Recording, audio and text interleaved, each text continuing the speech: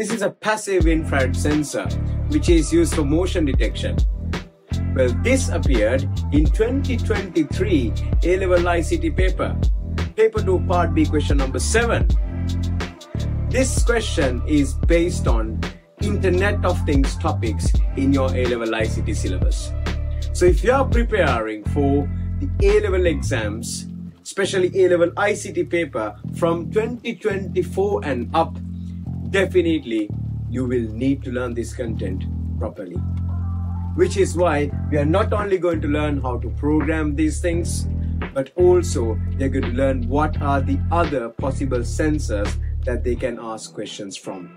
So let's get ourselves ready for the upcoming A-level ICT exams by learning Arduino.